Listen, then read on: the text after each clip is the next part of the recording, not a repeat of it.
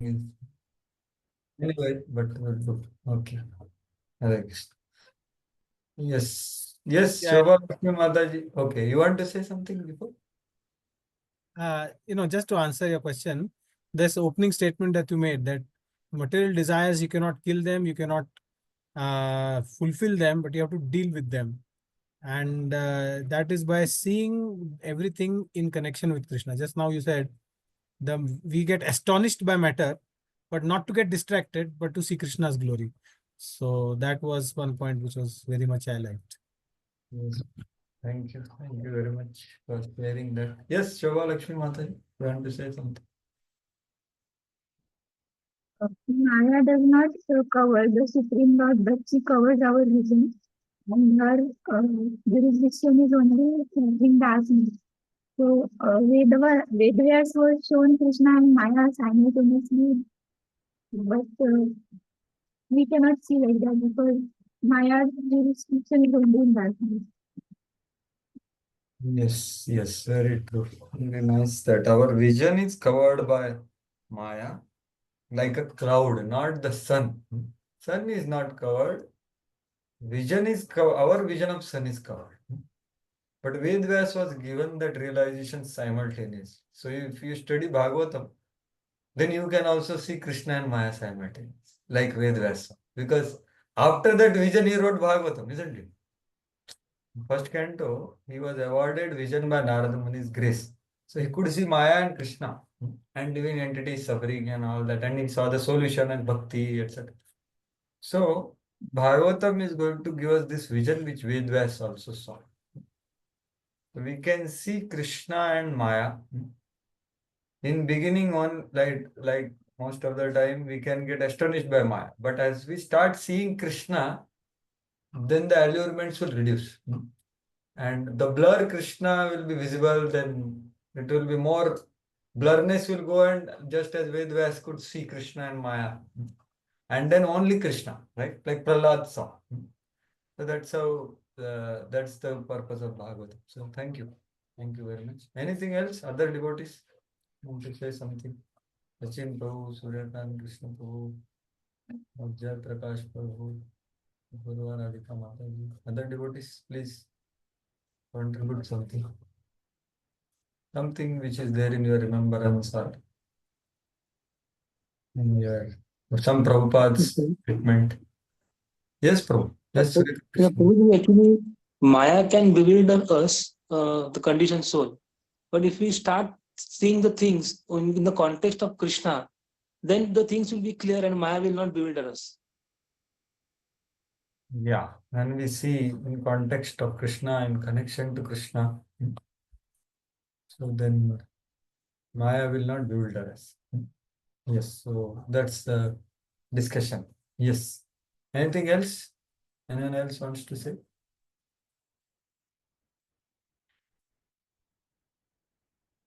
Prabhuji, you talked about Sattvic, Rajasic, and Tamasic Ahankar. Yes, yes. So that today we are going to discuss elaborately because it will be elaborated today. But surely I spoke about it. What was it? Like something you want to say about it? Uh, when you are experiencing the material pleasure, that is Tamasic Ahankar. And the Rajasic means when I think that when you think you are the doer, that is Sattvic. Yes. And I forget the Rajasic part. I am the body and I am the body. I am the doer is Satvik and I am this body or I am the instrument is Rajasic because senses, knowledge sense, and I am the experiencer. It's the That is Tamasic. So Karya, what you are seeing in front is the essence of Ahankar. Karya, Karana, Kartritva. So Kartritva is the doership. Karanatva is the I instrument. The body is the instrument, right? We see Krishna telling Arjuna that become an instrument and fight. So Karanatva, that is Rajasic Ahankar. And Karyatva is Tamasic Ahankar. Or in other words, doer, cause and effect. Or in other words, we see I and mind, right? So there are two I's. Two I's are Kartutva and Karanatva. I am the doer is the finest I. And I am the body and I am the instrument is the Rajasic I.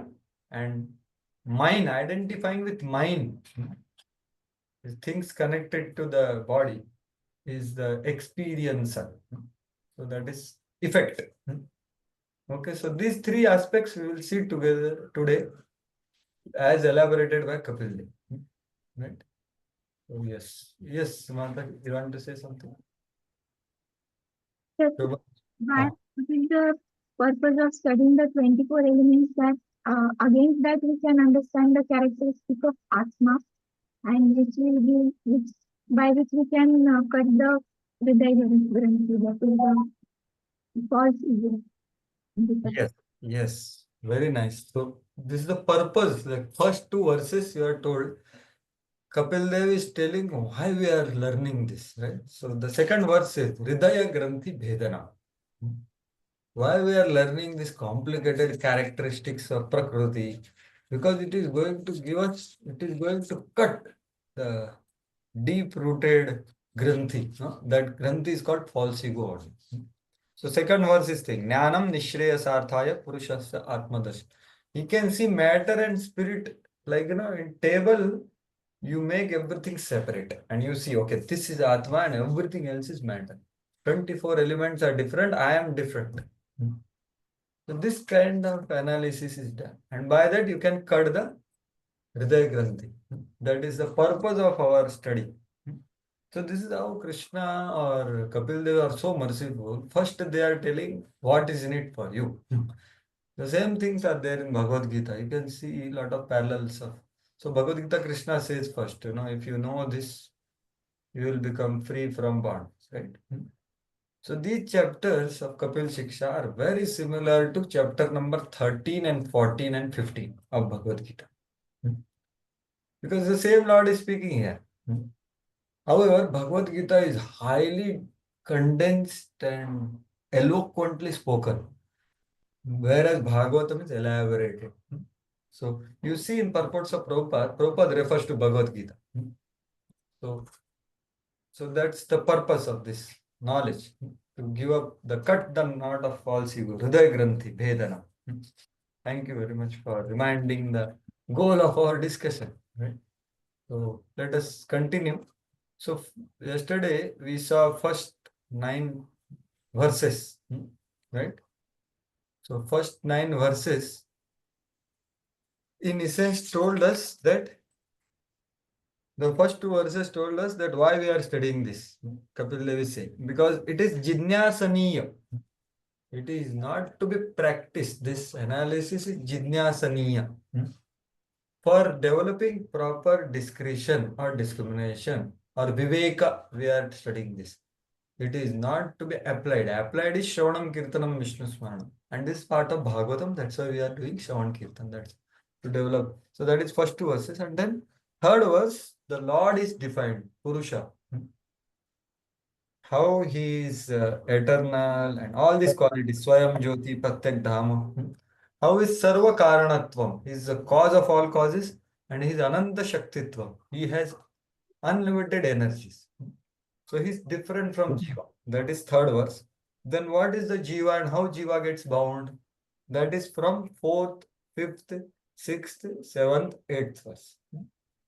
So that Supreme Lord glances over material nature, Prakriti, and impregnates it, and by which the Prakriti is so attractive and subtle and Gunamayi, right? We saw that in 5th verse.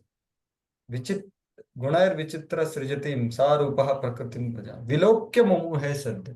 As soon as Jiva saw the Prakriti, he embraced her because of its. He got bewildered, he forgot his nature as Atma and he identified because his knowledge is covered. Right? And then Evam Parabhidhanena, by meditating on the objects created by Prakriti, he identifies himself as doer, Kartritvam Prakriti. And because of that 6th verse, Prakriti means Kartrutva, I am the doer. Although the things are done by the three modes, but he thinks I am doing. So that leads to bondage. That is the seventh verse. Kasya asya samsmritir bandhaha. Because he becomes completely paratantra. Completely controlled. Although he thinks in illusion, I am in control, but he is in not at all in control of himself. He is completely dragged by three modes. And the eighth verse told it is very similar to the what is the cause. So cause of actions is Prakriti and cause of results is the Supreme Lord. And the experiencer is the Jiva because of his desires. That is eighth verse. And ninth verse, Devavati inquires that, my dear Lord, please tell me now distinctively how Lord is manipulating the Prakriti. प्रकृतेः पुरुषस्यापि लक्षणं पुरुषोत्तमं ब्रूहि कारणस्योरस्य सदसश्च यदात्मकम्. So we saw this verse. And Jeev Jagat Jagdish, as I was telling you, that the Jagdish is actually how Jagdish is controlling and creating the effects in the Jagat, which allures us. So that's what she's asking. Right? So how, after understanding position of conditioned soul in relation to material nature, so we saw that in first 5, 6, 7, 8 verses. Okay, conditioned soul is thinking himself doer, he gets bewildered, he thinks himself doer, he gets bound, and he becomes completely controlled. So how now she wants to know what? Now she wants to know the Supreme Lord. How nature works under direction of Lord. And what is the relationship between material nature and Lord, right? So this is how she is now wanting us to focus on, see the hand of Lord, see the involvement of the Lord, see the servitude of the Lord, actually, for the conditioned soul. In other words, she wanted to learn the characteristics of Supreme Lord in relation to material. Right? So that's what now Lord is going to answer. It's a very important section. However, it's a little technical. So, but let us begin. So now Lord is starting to answer. From verse number 10 to 50, actually, he is going to explain something called Karana Srushti. Okay. So Sridhar Swami says that Karana Srushti. Now, what is Karana Srushti? The creation of instruments, right? So we saw that doer, Kartritva is there with Jiva, Karanatva and Karyatva. So Karya Srushti is beyond 50. So this verse, like 10th verse, I'm just.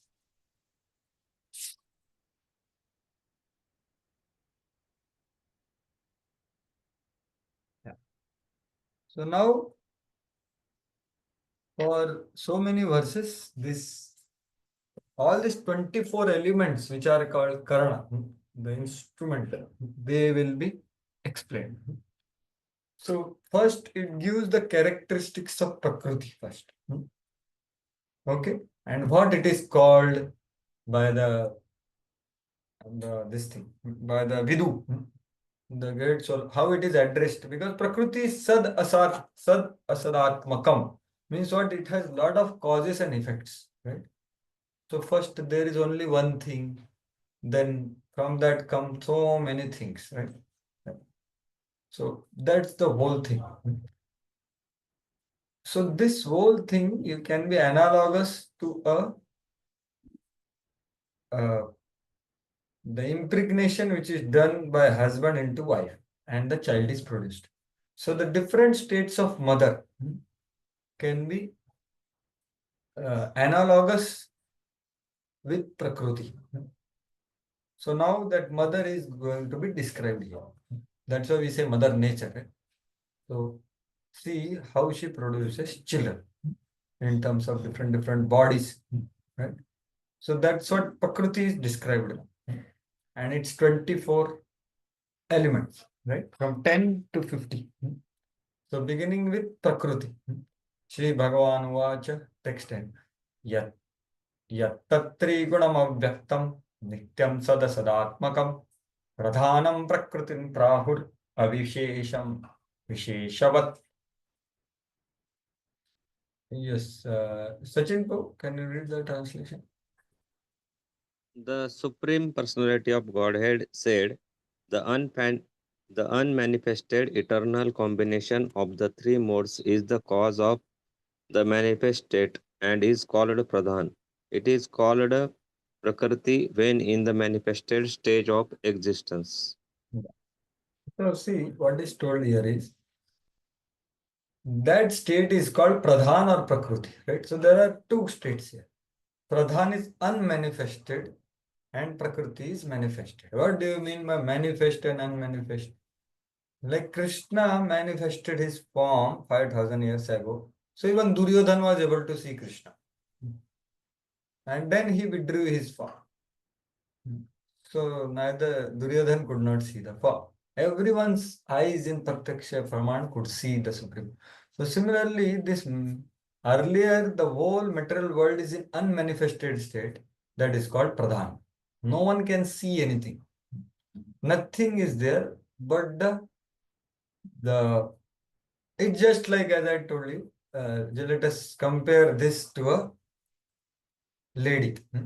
So lady in puberty can produce child, right? But lady as a baby girl, so she can't produce child, right? So this is like baby girl, unmanifested. The child is unmanifested now, okay? But the baby girl has capacity to produce child.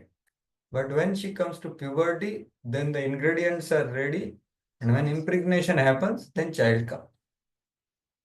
So that's the unmanifested state of Prakriti. So whatever you are seeing right now, that is called manifested material world. But at one point of time, after dissolution, everything will become unmanifest. Everything goes inside Mahavishnu. So that is called unmanifest. So that is called Pradhana. And when it manifests, it is called Prakriti. Right? So how it is? So that's why I am telling last part. Pradhanam Prakriti. So Pradhanam is called Avyaktam. Avyaktam means unmanifest. Okay. So after it manifests, it is called Prakriti. So it is also eternal. So that's why, because it is real, it is eternal. So Mayavadis, they say that Brahma Satya Jagan Mithya. That is wrong. Jagat is real. And the unmanifested state of matter is called Pradhan, that is also real. The only thing is manifested state is temporary, that's why it is called illusory. Because it exists at some point and it goes away. So that's the, and it is sad asadatmakam, means there are so many cause and effects.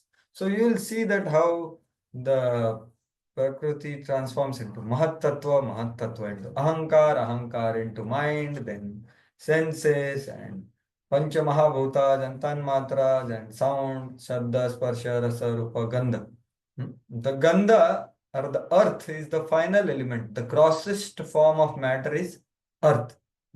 And the subtlest form of matter is sound. So all these cause and effects are there, right? So Sadasatmakam means cause and effect. It is full of cause and effects, but right now it is in unmanifested state. So that is called Pradhan. And when it becomes manifest, it is called Prakriti after the glance of the Lord. And the last line is, so, and it is made up of three gunas. Yattat tri gunam. So avyaktam, but three gunam. Three gunas are there, as I told you. The three modes are there, but they are not in agitated state because time has not entered. So gunas are in equilibrium. Three modes are not competing with each other. So it is made up of three modes and avishesham visheshavat. So what is meaning of that? Actually, it has no differentiation right now. So that is, but it has capacity to produce lot of variety. Right now there is no variety, but it has capacity to produce variety in future. As I told you the example of baby girl, after she gets into puberty, she can produce child. Like, so that is the meaning of this verse.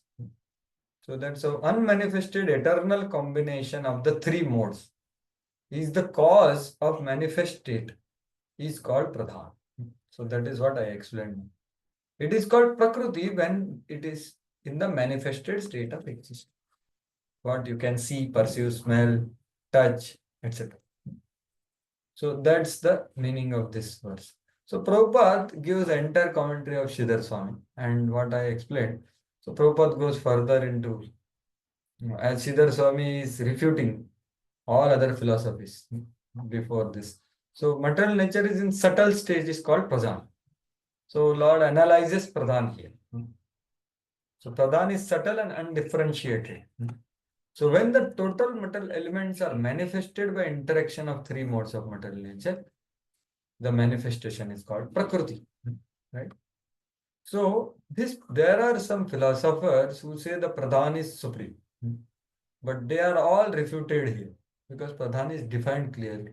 So they say pradhan is Brahman. Sarvam Kalvidam Brahma, what do we say? Na? That is pradhan only. So Lord is saying no, pradhan is different from Brahman because Brahman has no three modes, but pradhan has three modes. So your philosophy is refuted by Kapil Dev. Someone may say that pradhan is Mahat Tattva and pradhan is same. No, but it is different. Mahat Tattva is like pregnant lady. Because Mahat Tattva, there are manifestations, varieties. So the actual explanation of pradhan is given here. So this already I told, right? Prabhuji, can we say Brahma is the source of pradhan? Yes, surely. But Brahma is not pradhan.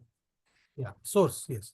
Yeah, it is a source because actually that sarva karana karana. Right? So source we can say, but not it. There are philosophers who say that. So what is pradhan? When the cause and effect are not clearly manifested, avyakt. It is like chapati, puri, you can make from atta, right? But atta, now atta is there, water is there, but it is unmanifest, right? It is not mixture, like that. Clear manifestation is not done. The reaction of the total element does not take place and the stage of material nature is called pradhan. Pradhan is not of time also because time is different. Time agitates the three modes. There's actions, reactions. Nor pradhan is jiva also. So there are philosophies like this, they say. So they are all refuted here. Therefore, the condition of material nature immediately previous to manifestation is called pradhan.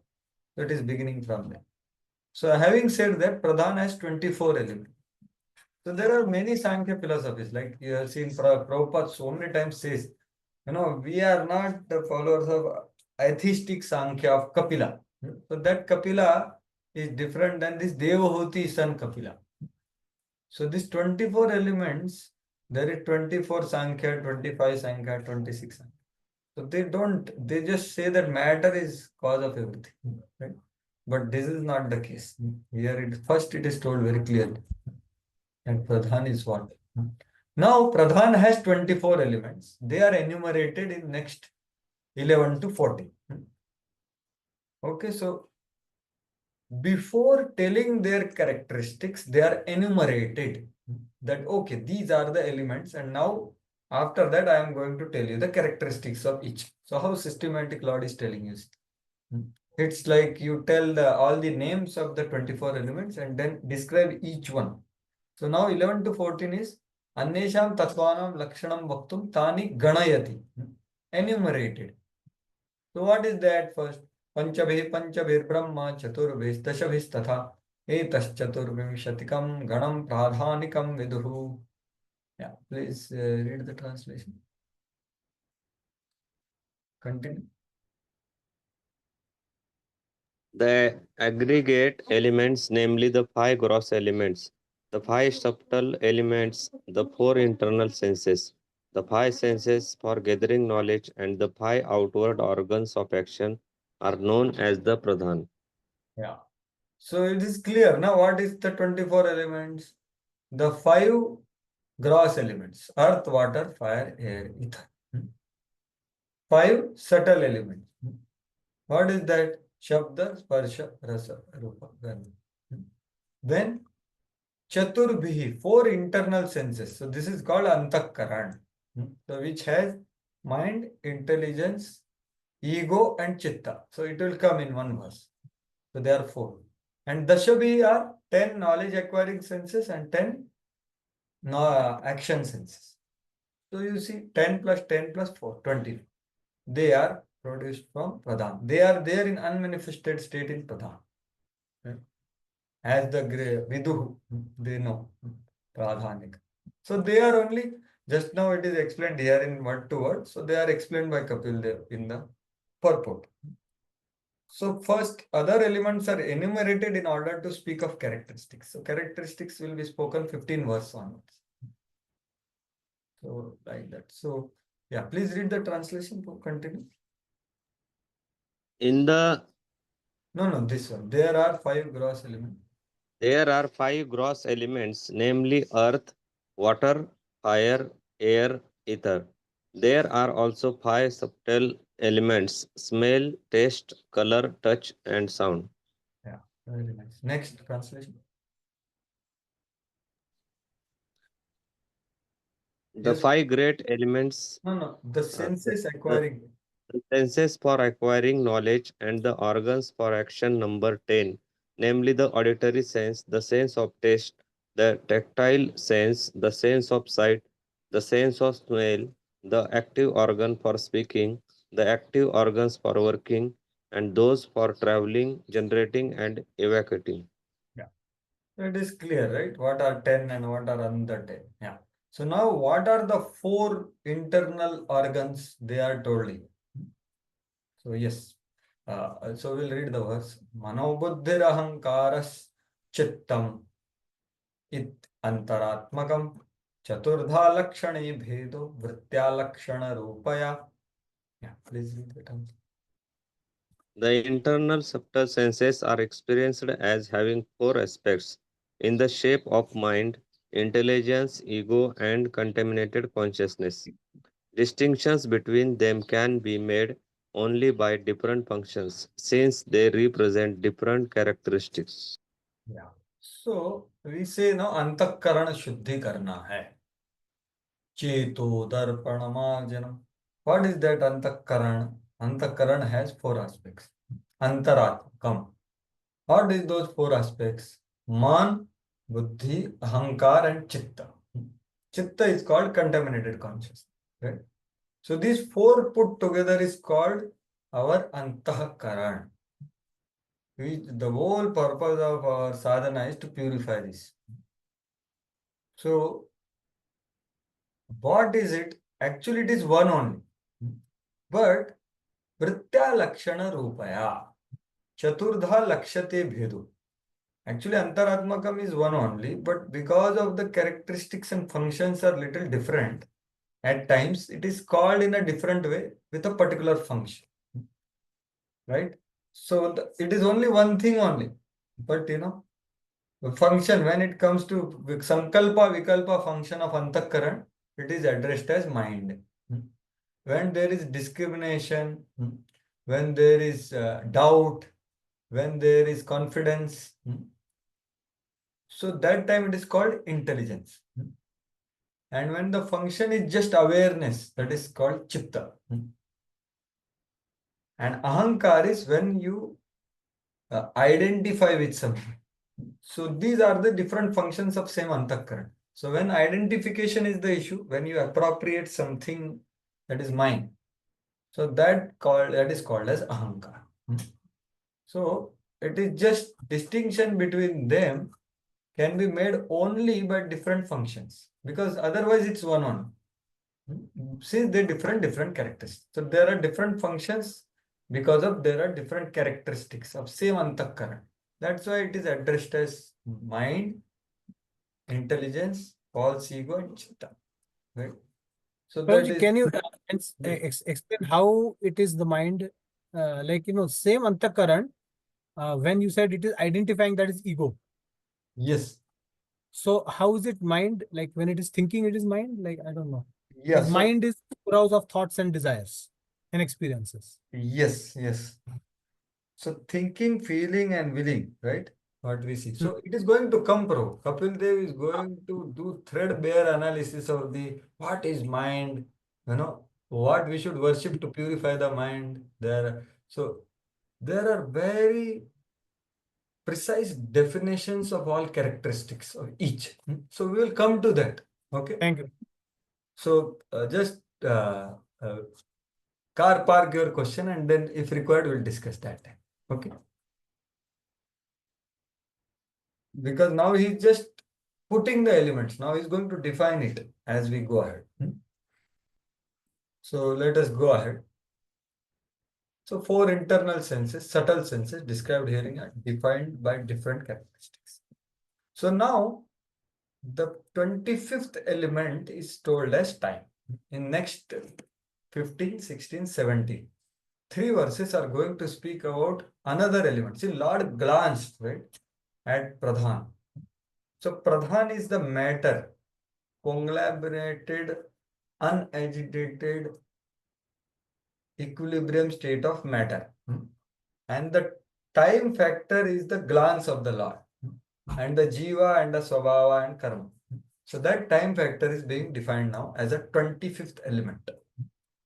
And time, what is time and what are how time influences jiva and prakriti, right? So you just keep always this thing in mind. There is Jiv, Jagadish, Jiv and Jagat, right? So now time factor is here. Jagdish is controlling the Jagat using time, 3 modes, etc. So time factor is 24th element, 25th element. And its 2 characteristics are told in 16 and 17. To be agitator of Jiva or creator of fear in Jiva is time. And transformation of Prakriti is caused by time. So these are 2 characteristics. So time is told here in 2015, 16 and 17 are 2 characteristics of time. So that is 25th thing. एतावनेव संख्यातो ब्रह्मणः सगुणस्य सन्निवेशो मया प्रोक्तो यः कालः पंचविंशकः. Yes, now someone else can do. Yes, Yashika Mata, you can read few verses now. Translation. All these are considered the qualified Brahman. The mixing element, which is known as time, is counted as a 25th element.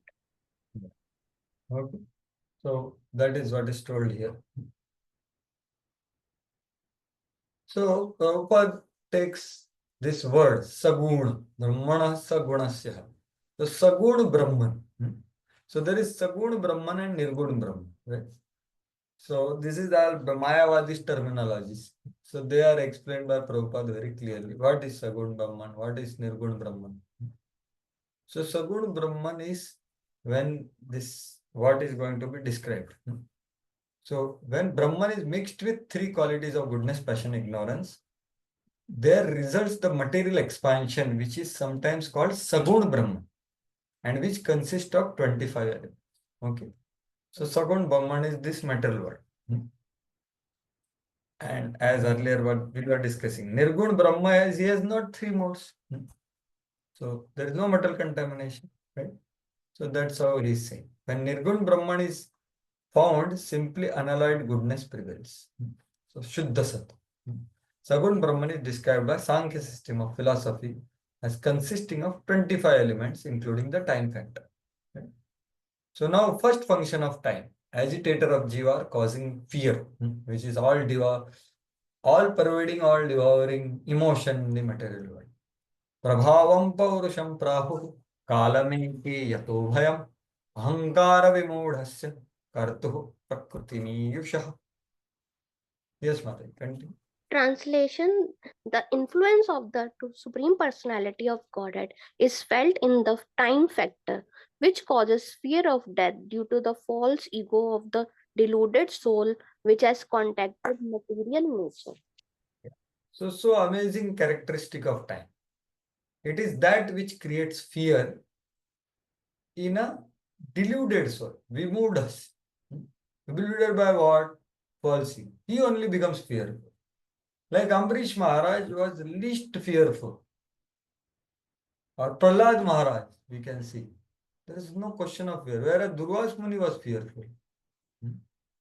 Whereas Hiranyakashipu, we are reading now verses, Hiranyakashipu is fearful that this fellow is not dying only. Maybe I am going to die now. But Prahlad, they have no fear. Why? Because of there is zero false ego. Ahankara vimudasya. Kalam eke yato bhayam. From where the bhaya is produced. So that time factor, which is destructive in this material world. So that is what is the first characteristic of time. Kalameke yato bhayam. But bhayam in what? In the fear of death due to false ego of deluded soul. A deluded soul who has touched the matter. Iyushaha. Kartuhu prakriti miyushaha. He has touched the matter. He has contacted the matter. He has embraced the matter. And now he becomes fearful to lose the matter. Right? So that's the thing.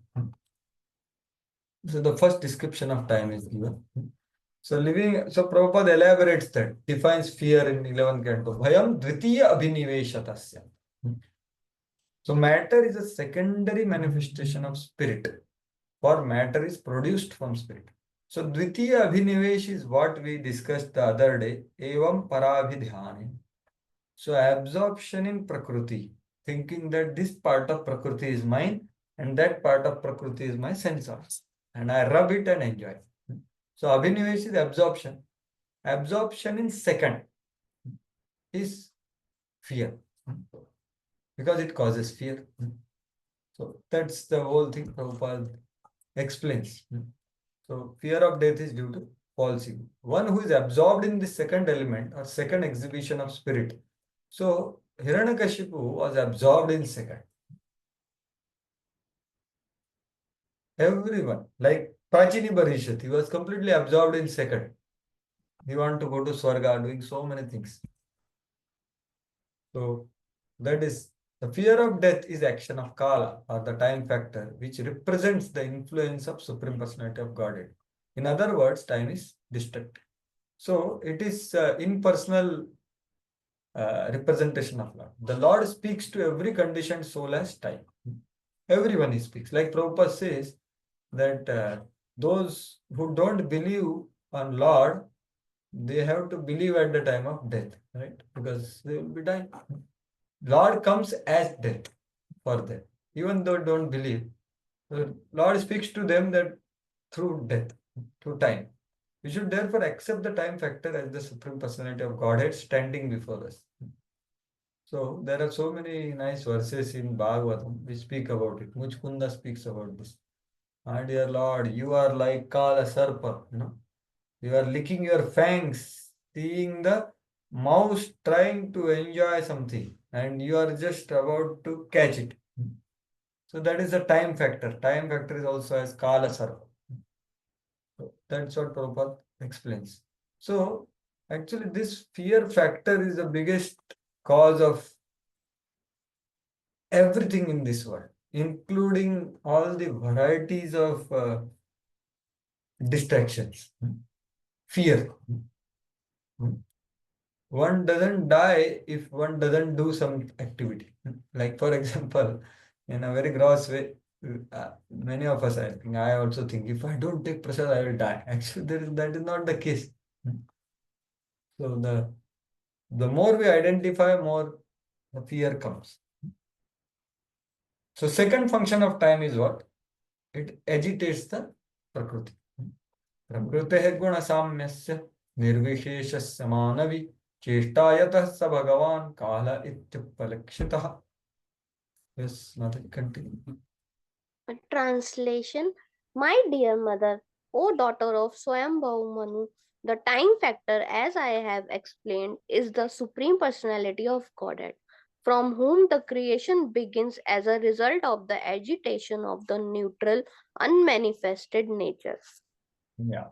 So it creates agitation, chista, movement, prakriti. So earlier, pradhan is completely without interaction of three modes, right? The three modes are in equilibrium. But when time factor comes in through the glance of the Supreme Lord, then it starts getting movements. Just as when lady is in, so the lady comes in puberty and the husband impregnates, then the agitation starts in the stomach. Right? Same thing this. So that is another definition of time. Gunakshobakaha. It agitates the gunas. And that's how the three modes always keep on fighting with each other. So that's why Prabhupada punches on the Mayavadis who say that, mental nature creates the children. But it is like that analogy, what is Ajigal Stananya. You can see the nipples on here of goat, but it cannot produce milk. So nature in itself cannot do anything without the Lord's contact. So that's the whole thing Prabhupada is explaining. And Pradhan in itself can't do anything. Pradhan is glanced by the Lord, and through time factor it produces agitation and further production. When time agitates the neutral state of material nature begins to produce varieties of manifestation. Sada sada makam. So now, okay, you have told me 24 elements and the time factor, which is the glance of the Lord. Then who is the Lord then? Because I have asked you Purusha and Prakriti. Right? So Purusha, I saw Prakriti 24 elements, okay, unmanifested state. And there is a time which is coming from the Supreme Lord. But who is the Lord? So that is defined here. Antah Purusha Rupena, Kala Rupena Yobahi, Samanvetesha Sattvanam Bhagavan Atmamayaya. Yes, Mother, continue. Translation: by exhibiting his potencies, the Supreme Personality of Godhead adjusts all these different elements, keeping himself within as the Super Soul and without as time. Yeah. So the Supreme Lord is there externally and internally, both. Antah Purusha Rupa. So he enters all these elements as Paramatma. Right? Purusha means three Purusha avatars you have to see. There is Yarodakshai, Garbhodakshai, and Mahavishnu. So he is there inside in a subtle form of everything. Andantarastha Paramanu Chayantarastha. And externally it functions as time as a destructive. So Kala Rupena Yobahi. Samanvayet Sattvanam Bhagavan Atmama. So he exists in these all living entities as well as the matter, right? So both. That is the Supreme Lord. How he stays in this matter and not get affected by his potency, Atma Maya. So that's what is told here. So that way, this time is there. So in this way, there are 24 products of Prakriti. When you add time, then Jiva, Prakriti, and the Lord, so there becomes 28. The list becomes 28. Right? So Sattvanam is living entities because they also come through glance of them. So we saw time as 25th, Jiva is 26th element, Prakriti is the 27th, and Lord is the 28th. So that's how the 28 elements are there, enumerated. So Prabhupada explains the purport about the super soul because Antah Purusha Rupena. So Paramatma of all living entities, Shirodakshaya Vishnu. Paramatma of one universe is Garbhodakshaya Vishnu. And Paramatma of entire material manifestation is Mahavishnu. So all are Paramatmas. So Prabhupada explains the Paramatma of living entity through the two birds analogy. So since one cannot do anything without sanction of Lord, he lives with the Jiva, soul as witness and sanction group. Upadushta Anumanta. So Prabhupada explains how Antapur staying, how Lord functions. So he gives maintenance and sustenance to the conditioned soul. So this is how Lord is so close but so hidden. And he is so much in servitude to Jiva. Right? So that's what he's giving everything. He's maintaining and he's sustaining all the rebellious activity of every living entity. But he is remaining hidden. Antah Purusha Rupe. So living entity has choice. If he likes, he can forget the Lord and come into material existence with a false ego to Lord over material. But if he likes, he can turn his face to the service of the Lord. So he has independence. So like that Prabhupada explains. And then he tells the count also, which I already told you. So now, having said that, now from 19 to 50, having enumerated elements, now he is telling the characteristics, right? So from verse 10 to 18, the 28 elements are told. 24 in the as a Prakriti, then time, then the Jivas and the Lord. 28 elements. Now, these elements, the characteristics will be told one by one before their manifestation. Idanim Tatvanam Utpatti Purvakam Lakshanam A. So from 19th verse, which begins with Daiva till Asamhetya 50. When they were created, all these elements are created, but they are not able to mix together. Just like, Mataji make some sabji. So you create all the ingredients and the dodka sabji is there. So you cut the dodka and then keep the masala, keep some dal or whatever. So they are all there, but they can't mix on their own. Na? You have to mix it, put into chok and make it the sabji. Right? So that part will be told after 50th verse. Now, what are the characteristics of each and every element? The 24 elements, right? So that will be explained. Having enumerated those, what are those? Now, their characteristics. So beginning is telling from Mahat Tattva or Chitta. Okay. So 19 to 22. So now the Chitta is told. So you have seen that in the Antaratmakam or Antakaran, there is 4 things: mind, intelligence, false ego, and Chitta. So this Chitta's characteristics are told right now. So here one thing I wanted to show, or okay, that in many places there is saying like Pinde te Brahmande, Je Pinde te Brahmande, right? Or that which is there in local, that is also there in the global, right? So all these elements are locally existing in our body and globally existing in the body of the universe. So it is also called in the language of Bhagavatam is Vyashti and Samashti. So Vyashti means local in our body. So Chitta is Vyashti, which is contaminated consciousness. And Mahat Tattva is Samashti. Mahat Tattva is Samashti, which is there in universe. So both are same elements only. So Mahat Tattva and Chitta. So that which is there globally as Mahat Tattva, when it comes to individual living entity, it is called as Chitta.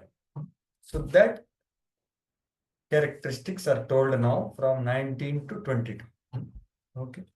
So let us see that, and before that maybe I would like to show this.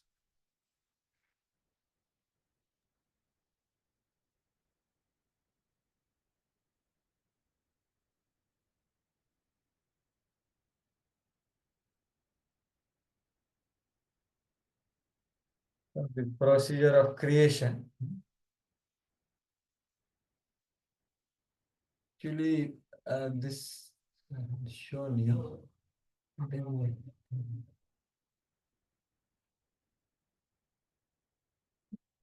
Yeah. So as I told earlier also that why we are discussing this Srishti Leela, because we are affected by Srishti, so we have to hear Srishti Leela, by which we are getting affected. Right? So that's the whole purpose. So that will make us understand how the Maya works. So Maya has 3 functions, right? So Pradhan, Avidya, and Vidya. Okay, Vrittis we can say. So Pradhan is what we are discussing now. 24 elements put together is called Pradhan. And Avidya is what we already discussed in the beginning of the chapter from 4, 5, 6, 7, 8. The living entity become bewildered. That is because of Avidya. Jnana Guhaya. Knowledge is covered by Avidya. So that is Avidya. Vidya is when you start cultivating knowledge, by which Avidya is destroyed. So Pradhan is called material cause of this universe. So this is what is explained now, 10 to 50, what we are discussing now. 24 elements, birth and characteristics. So that is part of Maya, which is material cause of universe. And Adhishthatri Maya causes the bewilderment. Right? Adhishthatri, Adhishthan and Adhishthatri. Like there is HOD and there is department under which he works. Right? His room and everything. So Adhishthatri is the person who does that. So that experience is unreal. So that we saw how Jiva is bound. And it has these aspects. And there is Vidya, by which the Avidya is destroyed. So we saw that Avaranatmika and Prakshepatmika yesterday from this 326, 4 to 8. So what is happening is this. You see, the Lord is glance, the Srishti Lila at glance. So Mahavishnu is glancing. So the Pradhan, which is material nature, which is unmanifested state, as I told, as a baby girl. So when it comes to puberty, it becomes Prakriti. It is capable of producing children. And when that glance through comes, it becomes Mahattat, which is agitated state. It's like a pregnant lady. So that Mahattattva manifests in individual living entity as Chitta. Okay. And that is going to produce these three false egos. Ahankar will be produced from Mahattat. So there is false ego in mode of tamas, which creates the matter. There is false ego in mode of passion, which creates, the senses and intelligence. And false ego in mode of goodness, which will create the sense devatas and the mind. So this is what we are going to discuss, right? As we see. So now we are zooming here in Mahat Tattva or Chitta. What are its characteristics and so on. So later on we are going to see this Ahankar and what are these three Ahankars. Right? So these Ahankars are, as I have shown 3 pictures, so it's very subtle. False ego in mode of goodness is subtlest I. And little less subtle I is false ego in mode of passion, as I was telling. I am the doer, it's very deep Ahankar. You cannot even see. Even the person can't see, only Guru can see. That is very, very subtle. Little groceries, I am instrument. I can have skills. I can do so many things. I am this body. That is this. And I am the experiencer. It's very gross level of Ahankar. So it is also Adhyatma, Adi Bhuta, Adidaya. Right? So this is at a glance what is happening, what we are going to see. So this is what you see. Mahavishnu, he glanced at Prakriti, material nature. Or you can say Pradhan, when unmanifested state, he glanced. So Pradhan was glanced and it became Prakriti. So that is 19th and 20th verses. What we saw just now, right? Isn't it? 19th and 20, what we are going to see. Okay. So that becomes 3 modes become active gradually. And it transforms into Mahat Tattva or Chitta. Right? So this is what is happening here. So Lord is impregnating through time factor and karma and svabhava along with the jivas. Right? They are coming through the glance of Lord in Pradhan, and Pradhan is becoming agitated and it becomes into manifested Mahat Tattva. Right? And that Mahat Tattva transforms into Ahankar. So Mahat Tattva is predominantly in Sattva Gun. And that transforms into Rajogun called Sutra Tattva. And that transforms into Tamogun predominantly, which is called Ahankar, which we use this word many times. So predominantly, which is in Tamogun. Right? So in goodness, passion, and ignorance. And there are 3 different names for that. Right? There is Vaikarika, Taijasa, and Tamasa, which are connected to these 3 things: Kartrutva, Karanatva, and Karyatva. So Kartrutva is goodness, Karanatva is passion, and Karyatva is ignorance. So these ahankar produced these other elements which we are very much perceivable, right? So the tamoguni ahankar, which is the grossest, which produces pancha mahabhut, earth, water, fire, air, ether, right? And shabda, sparsha, rasa, rupa, gandha. So this slide is very important because here you are seeing the verse numbers, what is going to be explained in this chapter, right? So first, now what 19 to 22 is explanation of Mahat Tattva. Then Ahankar from 23 to 26. And then, so goodness, passion, ignorance, Ahankar will be explained. And then further explanation from 27, 28, rather 27 to 46 is all the elements. So I just now was telling about Tamasic Ahankar. So 5 elements and 5 Tanmatras or sense objects. They are told from 31st to 46th verse. So this is the grossest ahankar. Little subtler ahankar is karanatva. So that is intelligence which gives energy to the knowledge senses, and prana which gives energy to the working senses. So that's how one can act, right? So that is explained in 29 to 30. The functions of intelligence, 5 functions, and how it acts, how the senses are produced, etc. So that is from 29 to 30. And the sattvic ahankar, the most fine ahankar, the doer, kartutva, that is mind and the sense devatas, which reveal us. Like right now, I am seeing this slide, or all of you. It is mercy of Sun God. By sanction of Supreme Lord, Sun God is allowing us to see something. So that sense devata of I is Sun God. Like that for every devata and our mind. So these are, that is from 27 and 28. So this is how we are going to see these verses now. Okay, so I hope at least this part is clear. Anyone has anything about this? Because this is the seed thing, and now we will go into the verses. So anyone has anything about this? Prabhuji, kindly show us first slide regarding Maya has 3 vrittis.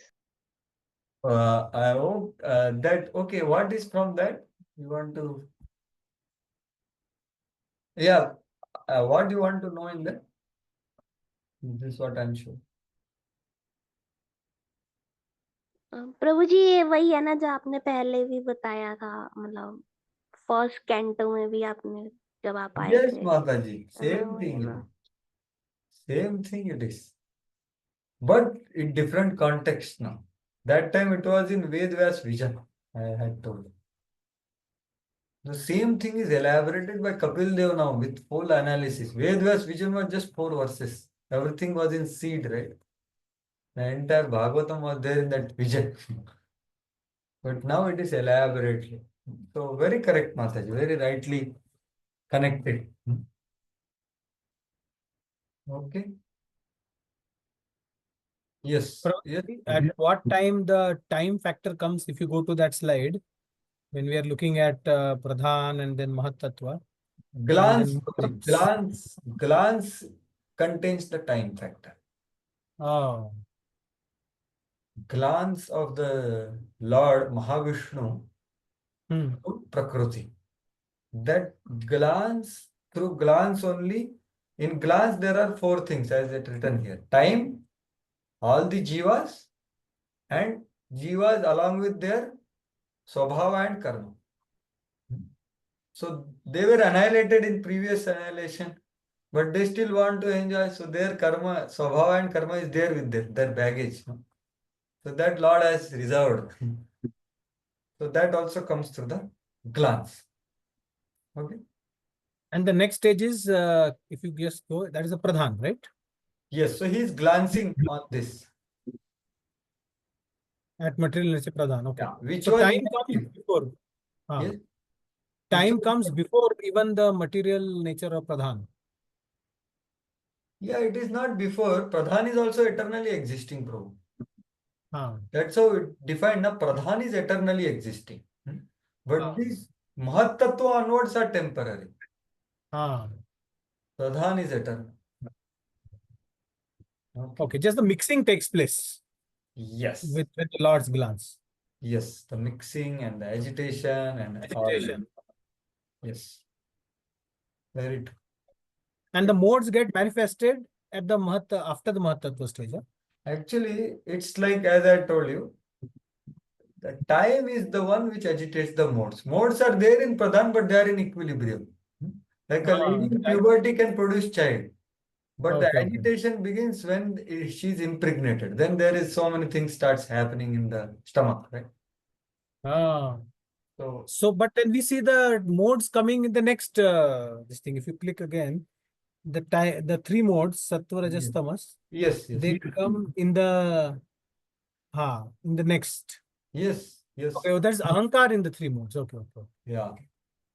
So Got it. actually what mode starts agitated. So Prakriti gets agitated, impregnated, right? So the predominance of Sattva Gun Prakriti is called Mahat Tattva. But when it is predominantly Rajasic, it's called Sutra Tattva. And when it becomes predominantly Tamasic, it is called Ahankar, which is the greatest culprit to be in the material world. So that's what is. And we are going to discuss it will become more and more clear actually. As Yes, sure. Kapil Dev is very nicely explaining threadbare analysis of this actually. Okay, anything else? So these are the verses which we are going to discuss, bros. So they are written in bracket, where what is described. So this is what it is. So now we will see what is that. Or in other words, to show. Yeah, and since you are asking, so let us see this quickly and then we go to the verses.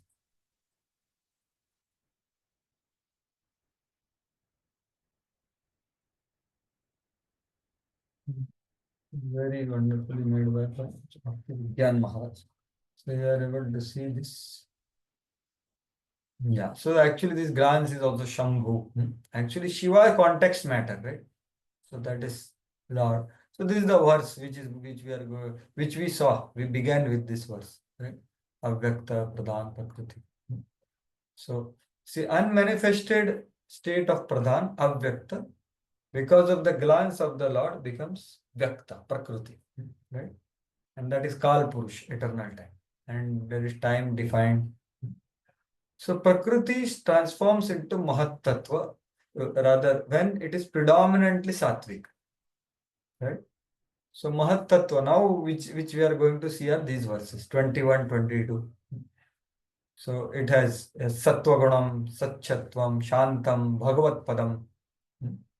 So these are the characteristics of Mahat Tattva, which manifest as Chitta in our bodies. As I told, local and global. So this principle has to be kept in mind. There are local elements and there are local elements in our body and there are global elements in the universe. And that's what Chatushloki says. There are Yatha Mahanti Bhutani, etc. And you see Yudhishthir Maharaj liberated, Prithu Maharaj liberated. They say that he merged the mind into the eternal, the total mind and all that. That is this one. And then there is this. So Prakriti, predominantly Rajasic is Sutra Tattva and Ahankar Tattva, right? So let us go into now verses with this background. So imagine this kind of description is coming for the fifth time now in Bhagavatam till now, in first three cantos. But it is not repetitive in the sense it is going more and more deeper and giving full context. Because Chaturvyu is also coming here. So there is no repetition in the Amal Puran in the sense of why he will repeat unless there is a purpose to it. So now Chitta's characteristics are told, which is also called as Mahat Tattva in global sense. Daivakshubhita dharminyam स्वस्य योनौ परः पुमान् आधत्तवीर्यं सा सूत महत्तत्त्वं हिरण्मयम्. Translation. Yeah. After the Supreme Personality of Godhead impregnates material nature with his internal potency, material nature delivers the sum total of the cosmic intelligence, which is known as Hiranmaya. This takes place in material nature when she is agitated by the destinations of the conditioned soul. So as I told, the Prakriti became Mahattattva because of the impregnation and the glance of the Lord, which is called Virya. So through his internal potency. So Adatta. So that's what is happening. Daivat, by the destiny, according to the destiny of conditions. As I told, karma and swabhava are there. So that is going to agitate by that. Shubhita, agitate. Who agitated? Parapuman. So that's the verse saying. So now describing the characteristics of elements, the first primordial quality previous to appearance of chitta is described. So chitta is local. Before that, global Mahat Tattva has come. Okay. So that is Prakriti gave birth to Mahat Tattva. So Prabhupada, now in this purpose, as I told you at the beginning of the class, that all these things are there in Bhagavad Gita, but they are encrypted. We can't understand unless Prabhupada points it out. So Prabhupada is always going in Bhagavad Gita, you see in all these purpose. So all the descriptions are there, as I told you, in 13, 14 and 15 chapters. But in a very concise, profound way, cryptic way. So that all things are told. That's what he is. Aham Yoni Mahat Brahma. You can see like 14, I was just looking. 14.3 and 4 are these verses. Similar to what just now spoken. Mama Yonir Mahat Brahma Tasmin Garma Dadamyaham. Sambhavah Sarvabhutanam Tato Bhavati Bharat. Sarvayonishu Kamteya Murtaya Sambhavantiha. Asam Brahma Mahad Yonir Aham Bija Prajapati. That's what Prabhupada is explaining here in this verses here. That Lord is seed giving Father. This is how it is. It is not just, it's a factual thing. It's not just something which you say for understanding. No, it's a fact. So material nature is mother, Supreme Lord is father. Because material Supreme Lord impregnates and material nature creates the body in her womb. So the theory that the symptoms of life manifest by the interaction of 24 elements is not supported here. It's punching the all other false philosophies. So living force comes from the spiritual world and has nothing to do with the interaction of the material elements. Parapuma, right? He is transcendent. And he remains transcendent. Vishwam Atmagatam Vyanjan Kutastho Jagadankurah Swatejasat Pibat Tivram Atma Praswapanam Tamaha. Yeah, please. Translation. Thus, after manifesting variegatedness, the affluent Mahatattva, which contains all the universes within itself, which is the root of all cosmic manifestations and which is not destroyed at the time of annihilation, swallows the darkness that covered the effulgence at the time of dissolution. Yeah. So the previous verse told that Mahat Tattva is agitated state of Prakriti. Right? Now it is told that it is cause of the next state. It is a seed of the universe. So whole universe is held within it. And it is very effulgent. Why it is effulgent? Because it has all the living entities. Right? So before the living entities manifest, there is all darkness. So this description is there in third canto, 5th chapter. When Brahmaji came, no? So there was full darkness actually. So he was not able to see. So this living entity is the Hiranmayam, right? I think here only or next verse. No? Vishwam. Yeah. So Atma Prasavapnam Tamaha. So Tamaha was completely eradicated by this manifestation of Mahattattva, which has all the varieties in it, which has entire universe in it. So as I told, this is the first primordial element which can be perceived, manifest. It's a manifested thing. Primordial means the first. So that is, and it is shining because it removed the darkness. So Mahattattva manifests the material element starting with Ahankar, Vishwa, which was situated within in the subtle form. So Mahattattva is also womb of Ahankar. That's another characteristic which I told you. So when Mahatattva appears after the night of dissolution, the effulgence is manifested to exhibit the variegatedness of material. So living entity want to enjoy material variety, so it becomes visible at the beginning. So just as since Supreme Personality of God is ever existing, all blissful and full of knowledge, his different energies are also ever existing in dormant state. So now its personal characteristics are told. Yat sattvagunam स्वच्छम शांतम भगवतः पदम यदाहुर्वासुदेवाख्यम चित्तम तद महदात्मकम. Yeah, someone else can read now, maybe Shiromani Radha Mataji. Or Hare okay, Krishna. Ram Kishu. Sorry, I cannot read today because I'm traveling. Okay, I'm listening only. Sorry, Prabhuji. no problem, no problem. Prabhuji, I can read. Okay, yes, Apurva Radhika Mataji. The mode of goodness, which is clear, sober status of understanding the personality of Godhead, and which is generally called Vasudeva or consciousness, becomes manifest in the Mahat Tattva.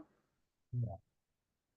So that state of matter, which is predominantly in Sattvagunam. Well, how it is Swachham, clear, Shantam, peaceful, Bhagavat Padam. Means what? In that stage, one can realize the Supreme Law. Status of understanding the Supreme Law. That's why Yadahur Vasudevakya. So when Shiva was in Daksha Sabha, he didn't offer respect to Daksha externally. But when Diti was arguing with him, he told Diti that, my dear Diti, it is not that I didn't want to respect him, but I was constantly absorbed in Vasudeva. I was in that state. I can't control. In my Samadhi, Lord controls me. I can't control myself. Sattvam Vishuddham Vasudeva Shabditam. Yad yate tat paman apavrata. Sattvecha tasmin Bhagavan Vasudevo yadokshajeme namasa vidhiyate. So, I was constantly witnessing the Supreme Lord. So, that Vasudeva state I was. How I can offer respect? I was in Samadhi. I can't control myself in that Samadhi. Vasudeva controls. So that's why Vasudevakyam. That state of consciousness is Vasudeva. And in this Vasudeva, Krishna takes birth as, right? So, Vasudeva. So, rather, yeah, means in Krishna's father is that. So, that's the whole. There is this meaning also that in Vasudeva, Krishna takes birth in this consciousness, this state of consciousness of purity. So, it's the most pure state of matter. Okay. So, that's what is defined here. Yadahur Vasudevakyam. That state of consciousness, which is Swachham, means it is Ragadi Rahitam. And Laya Vikshepa Adi Rahitam. And Shantam means the negative emotions are also not there. So we'll see that as we go ahead. But that Mahat Tattva is having this kind of, that's why we say na Cheto Darpana Marjanam, right? So that Chitta and Mahat Tattva, you just keep it same only. Individual Vyashti, individual our body existence of Mahat Tattva is called Chitta. And that is like a mirror in which Lord can be seen. But it is covered by dust. Right? So Lord cannot be seen. But when it is clear, then Bhagavad Bimbak Rahitam. it can reflect the form of the Lord. So that's why we say na chitta shuddhikaran. So that's the point here. Bhagavat Pada. So let us see how it is told. So as I told, this is the place of worshipping the Supreme Lord. So that's why all the devotees are saying, na, Dhruva Maharaj, Prahlad Maharaj is saying to the Lord, no, I am ecstatic in glorifying you. What is that? Naivo dvije paraduratya vaitaranyam twadvirya gaya namaham magna chitta. So, but I will not come to spiritual world unless I send all these fools who are carrying the self-created load of Maya. Maya sukhaya bharamudbhato vimuddha. But my chitta is fixed on you. Like that he's saying. I am not agitated by all these things because my Mahamrita Magna Chitta in your name, fame, pastimes. So that chitta. So it's a place of worship of Supreme Lord. That's why it is called Vasudeva. So here comes the important point which Prabhupada elaborates these 4 lines which you are seeing in front of you. So see this chitta, ahankar, intelligence and mind. This is called antakaran which we have to purify, right? That's the whole goal of bhakti by which Lord will. So they are purified by worshipping the Lord in form of Chaturvyu. Vasudev, Sankarshan, Pradyumna and Aniruddha. Respectively, who are worshipped for purifying these elements. So Lord Shiva, in his beautiful prayer of Rudra Git, which you are going to see in 4.24, beautiful chapter. There he offers individually prayers to each one of them and says that let me purify my chitta, my ahankar, my intelligence, my mind. So he's teaching us how to pray also. So these are the preside and so Vasudeva, Sankarshan, Pradyumna, Aniruddha. These are Chaturviva which are existing in the spiritual world actually. There are 2. So but they are connected to this subtle body. So how? So Vasudeva, so Chitta's presiding deity is Vishnu or Vasudeva you can say. So Sankarshan comes Mahavishnu actually. From Pradyumna comes Garbhadaksha Vishnu and from Aniruddha comes Chiradaksha Vishnu. Right? So these are their upasya deities by which we purify them. And there are presiding deities also. They are respectively Vishnu for Chitta, Rudra for Ahankar, Brahma for intelligence, and Chandra for mind. Right? So that is the point. Now you see Prabhupada's purport, he elaborates this whole thing of worship in the second part of the purport. So this already I told, right? The Vasudeva is Shuddha, is almost Shuddha. It's like Shuddha Sattva, but just touched by matter. That's all. What is the difference between presiding deities and the Chaturvyuha? Chaturvya are the upasya deities. So we Upasya and them to purify these elements in our body. Because we are, these are material elements, no? Chitta, ahankar, intelligence and mind.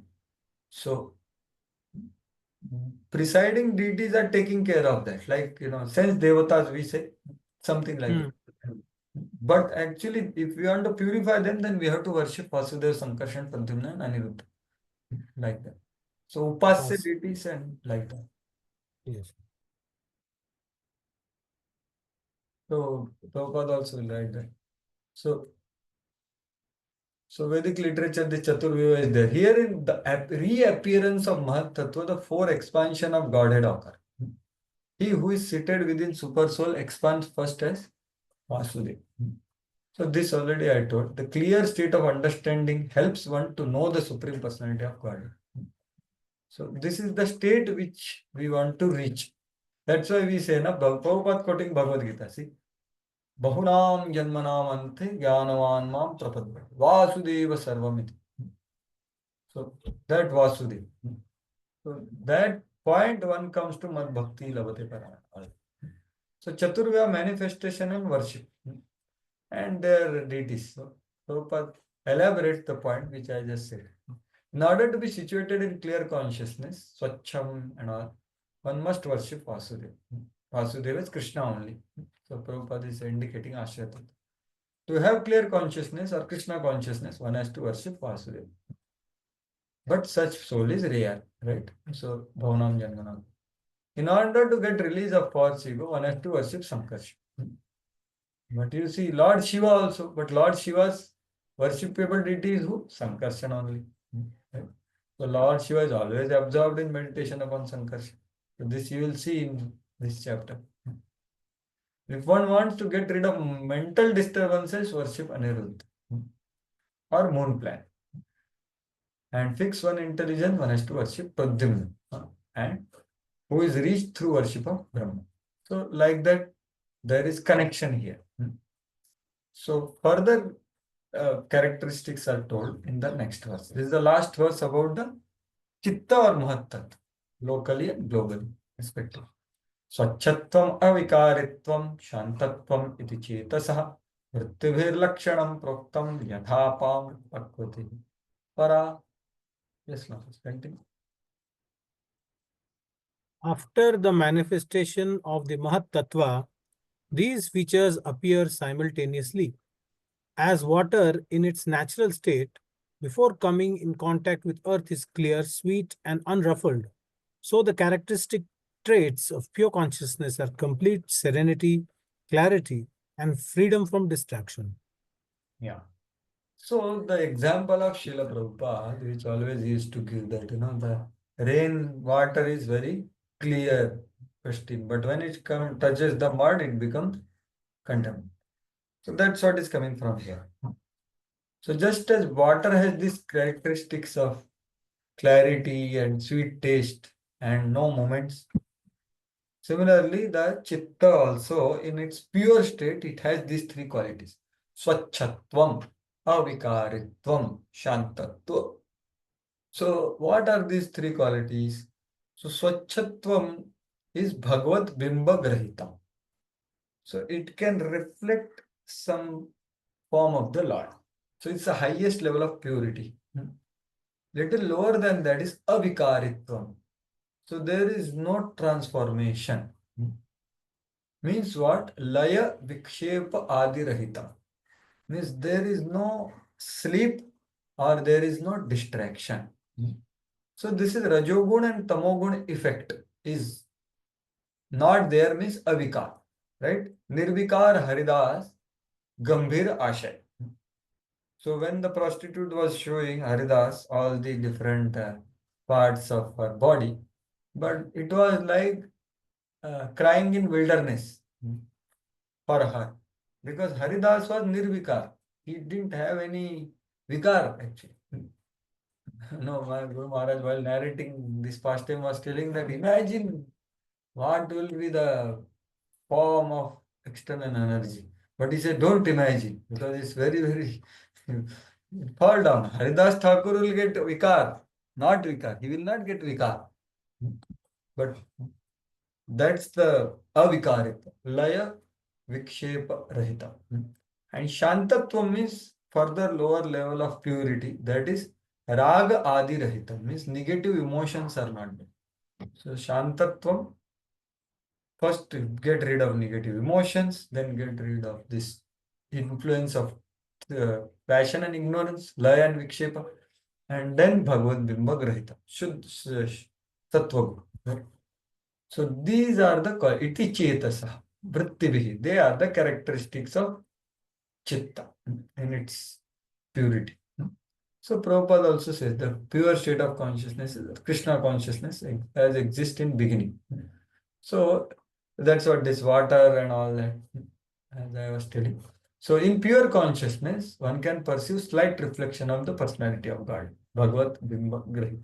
Right? So as I said, Vishwanath Chakravarti Thakur, here he gives that analogy. Just as water from contact with earth and other elements, because impurity, full of foam and waves. So chitta attached to inferior objects becomes polluted from contact with lower consciousness.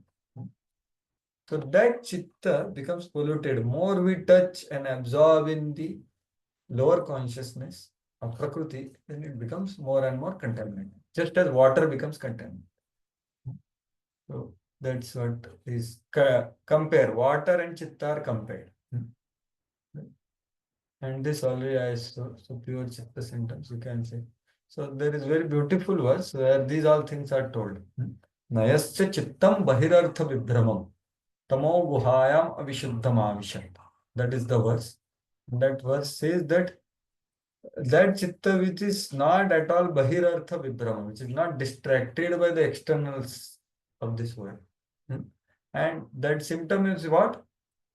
Tamo guhayam avishuddham avishat. So there is no lay and vikshep. It doesn't enter when he is worshipping, chanting, hearing, worshipping. There is no effect of tamogun, or there is no effect of rajogun in form of distractions. Tamogun in form of sleep. But these two things happen because of offense, like that is told in that verse 6.24.59. So these were about chitta. Now, or Mahat Tattva. So that Mahat Tattva transforms into Ahankar, which is predominantly in the mode of ignorance. So Mahat Tattva is predominantly in mode of goodness, and in between there is Sutra Tattva, which is not explained here. And then there is Ahankar, which is predominantly in mode of ignorance. That is explained in 23, 24, 25, 26. So three kinds of Ahankar. So those, all the terminologies are here. So I told Vaikarika, Taijasa and Tamasa. So they are here. Right? So let us see what further is happening. Mahattatvad vikurvanad bhagavat virya sambhavat kriya shaktirahhankaras trividah samapadyata vaikarikastaijasascha tamasascha yato bhavah manasaschendriyanam cha bhutanam mahatamapi. Yes, bro, please continue. The material ego springs up from the Mahat Tattva, which evolved from the Lord's own energy. The material ego is endowed predominantly with active power of three kinds: good, passionate, and ignorant.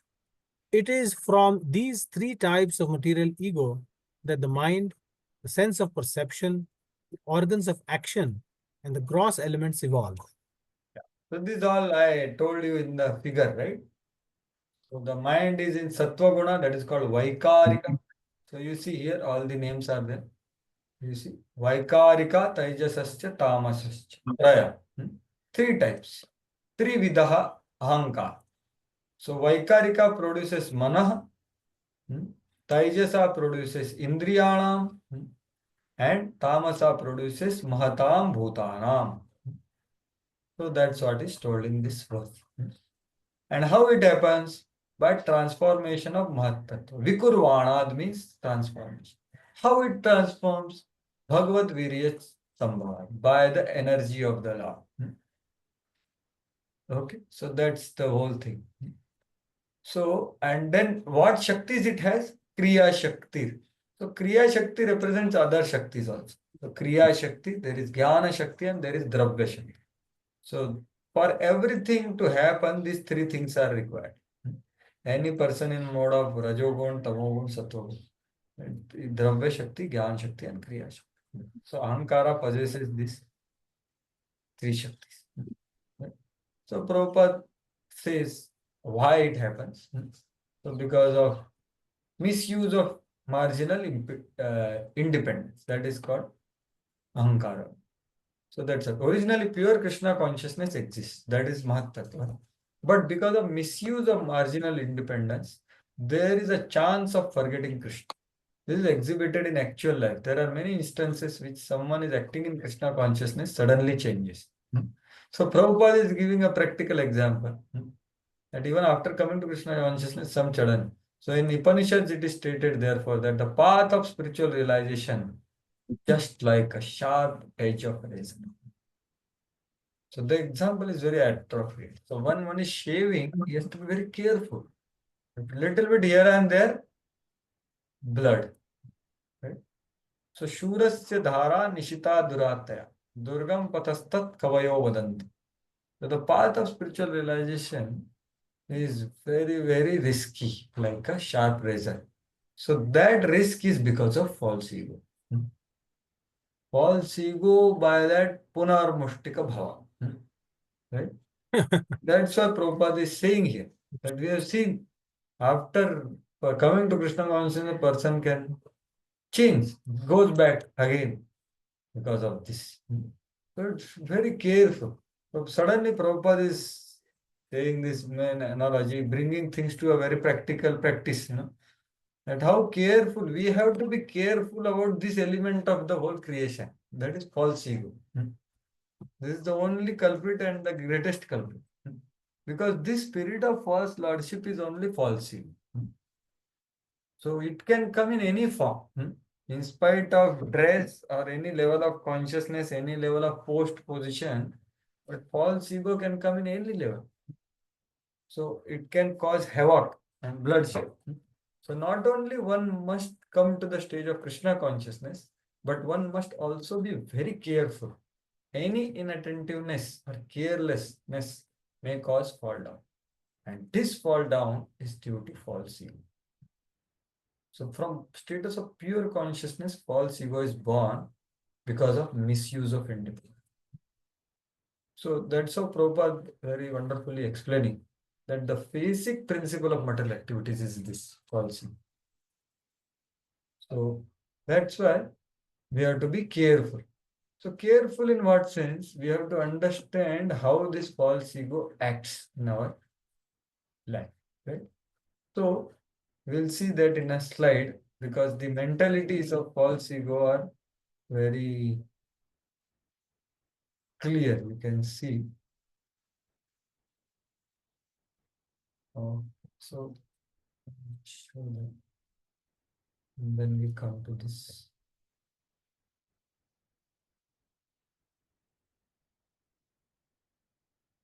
So this ahankara is very, very important to understand as Prabhupada is writing in this purport. So it's a covered, clear and pure Mahat Tattva is there, but it gets covered by the dark cloud of falsehood.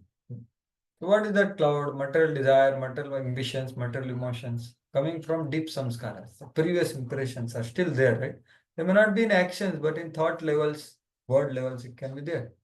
So it's a very heavy burden which we have, right? So as Bhaktisiddhanta Saraswati says, what he says, if you understand these three Purushas and their activities, you are liberated. These three Purushas is Kherodakshaya, Garbhodakshaya and Karanodakshaya. You will get liberated. Why? Because one will not have false ego. If he understands this Sushti Lila, because Sushti Lila is done by these three, right? These three Vishnus. So, my Guru Maharaj gives one definition which will come. Here, Prabhupada defines the spirit of false lordship. So, this can happen at any stage. So, although inherently it is tamasic, but ahankar expands consciousness as it moves from ignorance to passion to goodness. So, this Prabhupada says in 3.5.29. What does this mean? So, the grossest false ego is I possess something, so I am better than others. This is gross. Little purified case a person, if he has false ego, he will say that I can do so much. I have no possessions, but I have maintained so many people. I have so many skills. And more, that is I, not mine. Mine is the third one. And the I, the deepest I is the first one. That I know that I am not doer. I am not possessed, but I know. So that I is still there. So this is all, I is all tamasic only. But it is sattvic tamasic, rajasic tamasic and tamasic tamasic. Right? So that's what one has to deal with and fight with ahankar. You cannot neglect or kill. It has to be dealt with. Right? So that's what. So we have to understand this disease very clearly. Hridrogam ashu apurnoti achirena dhira. Right? The Falashruti of Rasa Panchadhyayi says that the Hridrog is this one. And when we are engaged in actions which fortify that, so we have to avoid them. Or we can engage them under direction of Guru. If it is increasing our false ego, then better We avoid, or better, we engage only under Guru's instruction. Otherwise, this pressure of false ego can never be fulfilled by changing positions, bodies, situations, people. So this is one of the most deep definition given by His Holiness Radhanath Maharaj, false ego. On this lecture, on this verse itself. This verse, what we are discussing, same verse he has given lecture. Meaning of false pride. There he says, becoming free from influence of false ego is called humility. So influence of false ego is these kinds of feelings. Getting self-esteem because of you possess some things, or you can do something, you have a lot of followers, or you have a lot of knowledge. So taking strength from these things is influence of false. Right? So we have to be extremely careful, and this can be dealt with only by mercy of Guru, because you can't see it. But how glorious and how easy it is told by our acharyas. You see now, 12th Bhagavatamrita. One can attain the state of satisfaction in the self merely by abandoning false ego. Those who understand the Supreme Lord in a scientific truth think it is very easy to do. Right? So actually, it is when we understand its tattvataha, then it is easy to give up. Otherwise, it's very difficult. Sanatana Goswami says, and he quotes this. In the opinion of those who factually understand false ego, giving up it easier than picking up a flower or closing one's eyes. But when we understand what it is. So see, we can see the symptoms of disease. We can't see false ego. Guru can see. But we can see some symptoms. That's all. So then we can strive to give up. Otherwise, as Prabhupada said, it's very dangerous. Right? It's like walking on razor's edge. So having said that, quickly we'll see a few verses. So now the false ego is worshipped by worshipping Sankarshan. So Sankarshan worship will purify the false ego. That is explained in the next verse. Sahasrashirasam sakshat yamanantam prachakshati sankarshanakyam purusham bhutendriya manomayam. Yeah, someone else can read now. Yes, Suryakant Krishna.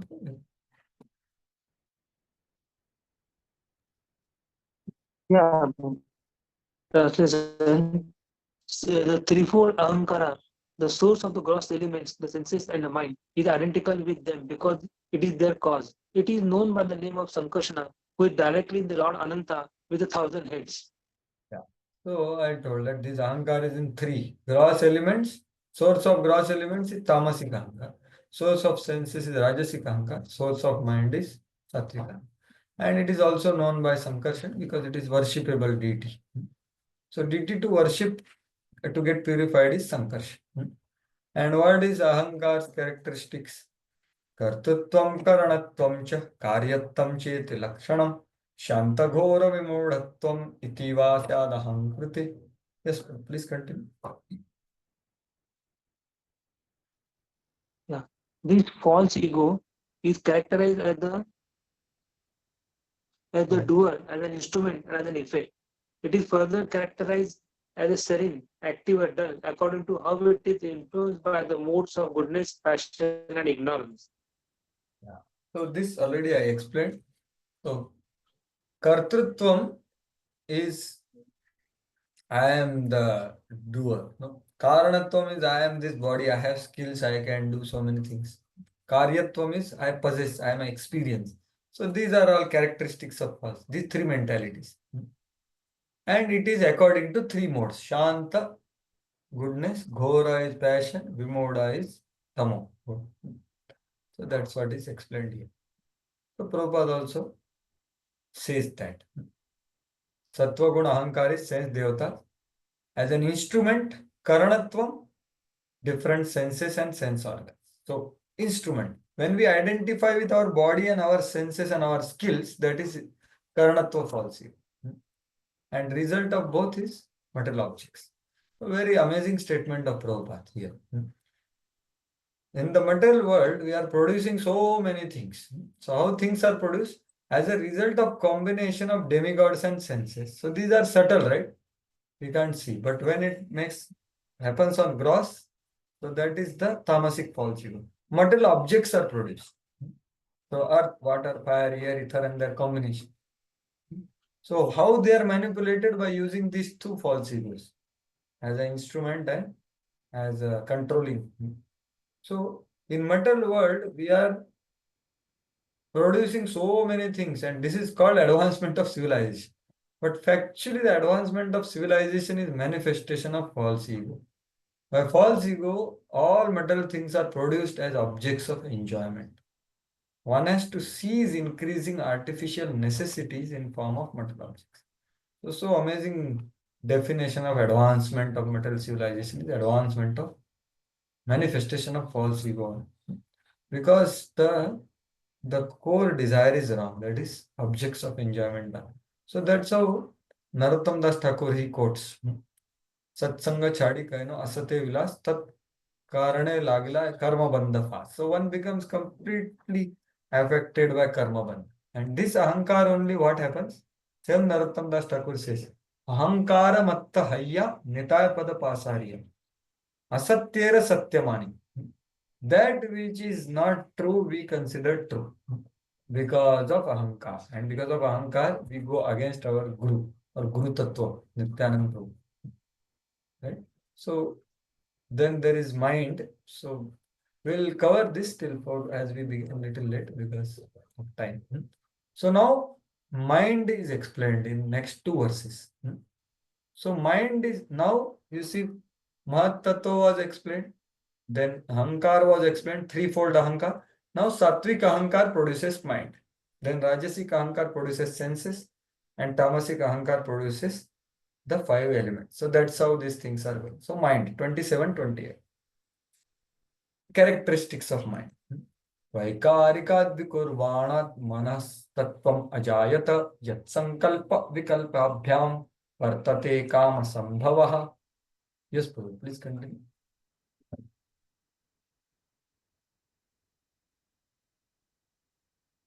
Hare Krishna. Anyone else can read? Yes, Prabhuji. From the false ego of goodness, another transformation takes place. Yeah. From this evolves the mind, whose thoughts and reflections give rise to desire. Yeah. So I think Ramkishore Prabhu was asking. So here is the answer. So Sattvic Ahankar, Vaikarika, that is called Vaikarika. From transformation of that Vaikarika, Manas Tattvam Ajayata, mind Tattva is formed. Okay, what are characteristics of mind? Sankalpa Vikalpabhyam. So Sankalpa is Chintanam, thoughts, thinking. But when some sense object is interested, then what you do? Vishesh Chintan of that object. It's called Vikalpa. So this is the nature of mind. Vikalpa, Sankalpa. Thoughts and reflection. So you can see so many things and different thoughts can awaken. But some of it, Vishesh Chintan happens. So this is the function of mind. And what happens by that? Vartate kama sambhavaha. So from that thinking and feeling, the willing manifests that I want to have that object, the desire. Kama sambhava. Give rise to desire. So that's how he is explaining how thinking becomes feeling, feeling becomes willing, and willing eventually will become action. Avidya kama karma bhihi. So this is how the whole mechanism is explained.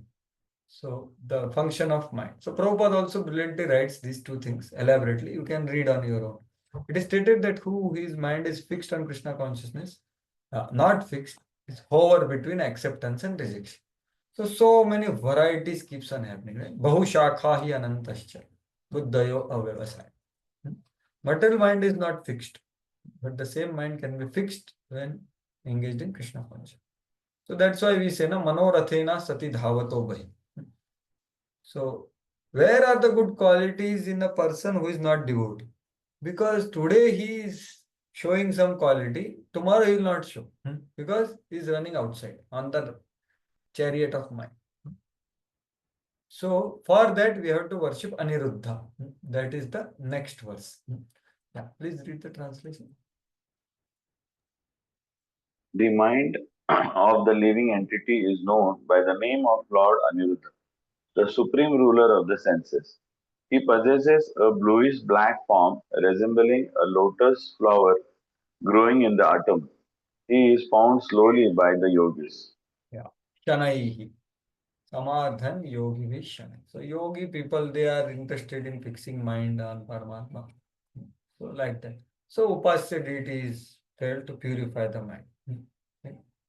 So Prabhupada Panchasan Mayavadi. See, there is personal meditation of yogi, not impersonal. So now the intelligence. So now intelligence is produced from Rajasic Ahankar called Taijasa. Taijasasku vikurvanat buddhistatvam abhutsati. Davyasphurana vijnanam indriyanam anugraha. Yes, please continue.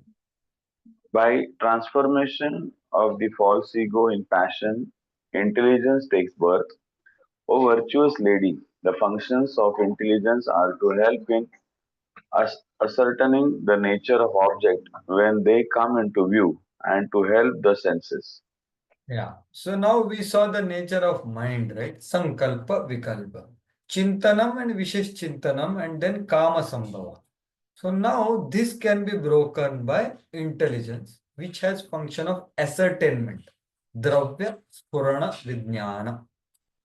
So when you see an object, it becomes manifest to you by use of intellect. When they come into view, you start analyzing, ascertaining what is it beneficial, etc. So that is what coming from Buddhi. Buddhi Tattva manifest from Taijasa Ahankar. And it has Dravya Spuran Vijnana.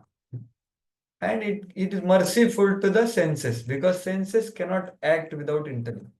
Right? So Indriyana Manugraha. It helps the senses. So Buddhi shows favor to senses. Without Buddhi, the five senses cannot operate. So even though Chitta and Ahankar and mind also assist the senses, Buddhi gives special assistance.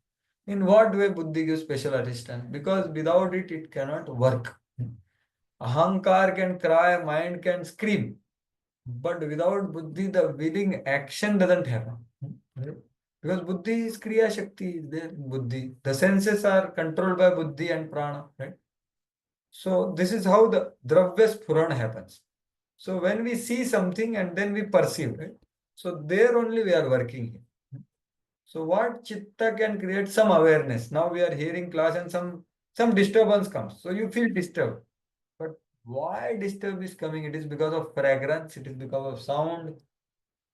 So that disturbance is mere awareness that happens in Chitta. But Buddhi can identify, okay, this disturbance is because of the sound which is produced below by some people. And then the identification, so and so, and then mind starts contemplating the object. So this is how these functions are there. So one example is there, which is there in front of you. So Prabhupada explains this to some extent. Intelligence is discriminating power to understand an object and it helps the senses to make choices. So that is his help. By proper use of one's intelligence, consciousness is expanded. And the ultimate expansion of consciousness is Krishna consciousness. So this is the function of intelligence. So when you access Guru Sadhu Shastra and work upon that, try to see through that, then our consciousness can expand by proper use of intelligence. Otherwise, it will misuse the intelligence in all IIT and NIT and all research institutes. So they are all expanding their consciousness without connection to Krishna. So it is all creation of manifestation of false ego only, material advancement. But if we properly use intelligence through Guru Sadhu Shastra, then it expands and eventual expansion is Krishna consciousness. The most broad, most deep. So that's why I was telling that seeing and perceiving there is difference. Right? So we see what we see in this world, what we value, what we see. So that's why we have to change the value system. As yesterday there was discussion. Right? So And that value system can be changed by association of pure devotees and spiritual masters. Chakshudan Diloji. So they only help us to see things in the right perspective. So that's why our vision has to be changed. And what is this vision? What do we see? So what we value, that is the first, this is acronym. What we value, that we see. What we are inspired and interested, that we see. What are our scriptural insights? What we have heard, that we see. These are the positive aspects or general aspects. But more than that, the obsessions which we have, that we see. Or some negativities which we have in our mind, that we see. Right? So this is what has to be changed by using proper use of intelligence by Guru Sadhu Shastra. So that's the whole point what Prabhupada is making here. The broadness or Mahatma is also called the broader intelligence, right? Mahatma. Vistirna Gada Manasa. So that can happen by expanding our consciousness, by using properly the intelligence. And proper use of intelligence means that which is coming from Guru Sadhu Shastra. Right? So that's what is about this thing. So now it is 4:45. I was thinking that this functions of intelligence, at least we can take one more verse and then we stop the Tamasika Ahankar. It will go quickly. So there are 5 functions of intelligence which are told in the next verse. So just 2 minutes. So it's a very powerful functions of intelligence. So see, these material scientists, they don't know what is mind, they don't know what is intelligence. But Kapil Dev is very clearly defining everything. No one knows what is these subtle things because you can't see them. But the creator can tell, right? So Kapil Dev has created it. संशयोऽथ विपर्यासो निश्चयः स्मृतिरेव च swap इत्युच्यते बुद्धेर्लक्षणं वृत्तितः पृथक्. Yes. The last verse. Doubt, misapprehension, correct apprehension, memory, and sleep, as determined by their different functions, are said to be the distinct characteristics of intelligence. Yeah. So many times we hear intelligence is just discrimination and determination. Okay, that is good enough. But what is Kapil Dev saying here? So there are 5 functions. So as Prabhupada said in the previous verse, that as something comes in your vision, you start analyzing, right? Here it is was said somewhere. Yeah. In ascertaining the nature of objects when they come into view. So as soon as the object comes into view, the doubt comes first. And when there is viparyas is negative assertion. Samshaya, doubt whether it is useful or not useful. Then wrong jnana is, so you can see here, viparyas is incorrect knowledge. Then you will indulge. Nishchaya is correct knowledge. From Guru Sadhu Shastra. And swapa is sleep. And smriti is remembrance, right? So when you say that correct knowledge awakens, then it becomes part of your realization, right? Smriti means what? That which you are living by. It is not to be remembered. It becomes a part of your system. Now, what Rajaram says, to know, to do, and to be. So to be is the state of smriti. Or we say what? Realized knowledge, like that. But that has these 3 steps. First, there is doubt. Then we have the wrong knowledge. And then right knowledge. And then there is smriti. And then one can peacefully sleep. Like that. So these 5, why people are not, because the sense objects will not allow people to, they create so many distresses and so many things, anxieties, challenges, fear and all. So sleep is a sign of intelligence, Prabhupada says, that is here only. So that's what this Smriti Bhramshat Buddhi Nasho, we hear in Bhagavad Gita. Smriti Bhramshat Buddhi Nasho. Yeah, that's how we can correlate here like this, if it's actually that verse is putting all these functions together at one place. Dhyato Vishan Pungsaha. Then that so that is mind. Then Sangasteshu is kama, means the desire. Sangha, then strong kama, Sangha Sanjaya kama, Kama Krodho. क्रोधात् भवति सम्मोहः, सम्मोहात् Smriti buddhinashat pranashti. So fall down habit. So intelligence can help us. That's why our sadhana is very important in terms of chanting the holy names and hearing Srimad Bhagavatam and Bhagavad Gita. We strengthen the intelligence in form of the driver, right? And purifies the mind. So Prabhupada writes all these things. What is samshaya, viparyasa? See, by intelligence one can understand things as they are. So this Patanjali yoga system also it is there. Pramana, viparyaya, vikalpa, nidra, smriti. By intelligence one can understand whether he is not his body. The study to determine whether one's identity is spiritual or material begins with doubt. When one is able to analyze this actual position, the false identification with body is detected. So this is viparyas, that yes, I am not this body. Negative, what is that? The incorrect knowledge. So you say, na, we have to know vidya and avidya both. So incorrect knowledge you understood. What I used to think is wrong. Then what I am, that is, when false identification is detected, the real identification can be understood. This is nishchaya. So real understanding is described as nishchaya or proved experimental knowledge. And this experimental knowledge can be achieved when one has understood false knowledge. So what is false and what is true? Both have to be known. By experimental proved knowledge, one can understand that is not. So Prabhupada is giving one analogy to, rather one principle to understand this. And then sleep. Sleep is necessary to keep the intelligence working in order. Otherwise, brain cannot work. One will become agitated. So that's how about the Rajasic Ahankar and intelligence and its function. Now 31 to 50 is all Tamasic Ahankar and creation of earth, water, fire, air, ether, Shabda, Sparsha, Rasa, Rupa, Gandha. So it's just more or less the translation itself. The description more was here. So thank you all very much. Sorry for extending beyond our time, but we It's started very little difficult bit. probably to complete in such short time. Such a deep philosophy here. So thank you very much. So we pause here and we'll continue our discussion and complete this chapter surely in the next. Hare Krishna. Mantara Srimad Bhagavatam ki jai. Srila Prabhupada. Hare Krishna. So if in case anyone has any clarification question, you may ask or you may express in case if you have and if you have time.